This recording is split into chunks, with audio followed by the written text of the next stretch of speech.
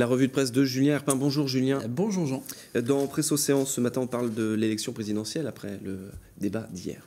Et on ne parle pas vraiment du débat, puisque dans Presse Océan, on consacre un dossier à comment notre cerveau choisit pour le vote de dimanche notamment. Et pour cela, direction le CHU de Nantes, à la rencontre du neurologue Philippe Damier, qui explique ce geste pas toujours rationnel de voter. Les gens votent en fonction de leurs émotions, c'est ce qu'il nous explique. Quand on voit quelqu'un qui nous ressemble dans sa façon de s'exprimer ou de s'habiller, on est en confiance. Et donc le professeur Philippe Damier qui explique que la gestuelle aussi est très importante dans un discours. Elle joue à 50% par rapport à ce qui est dit dans le fond, plus l'intonation de la voix joue également. Tout ça, c'est à découvrir dans ce dossier consacré par Presse Océan au scrutin de dimanche prochain. Un témoignage dans Ouest France ce matin.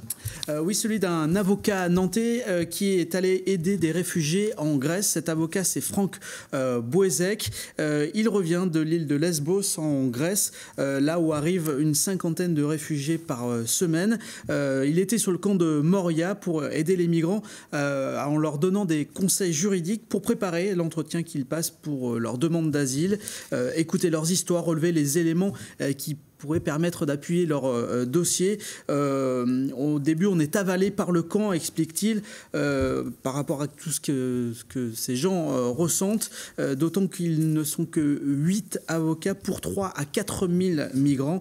L'objectif pour lui, c'est avant tout de rendre à ces migrants leur dignité. C'est à lire dans Ouest France aujourd'hui.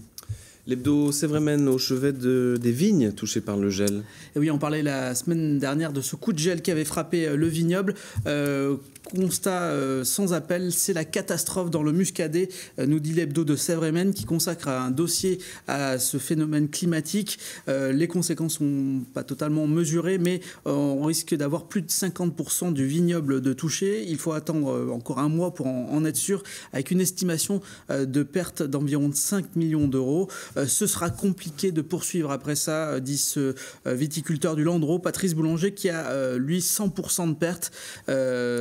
L'hebdo de Sévrémen qui nous parle également des solutions qui existent contre le gel avec ce câble chauffant qui sauve les vignes. Il est encore trop peu utilisé, mais malgré tout, il a permis de sauver un vignoble du côté, une parcelle du moins du côté du Palais. Dans 20 minutes. Nous n'aurons pas le temps pour 20 minutes parce que... Une prochaine fois. Merci Julien.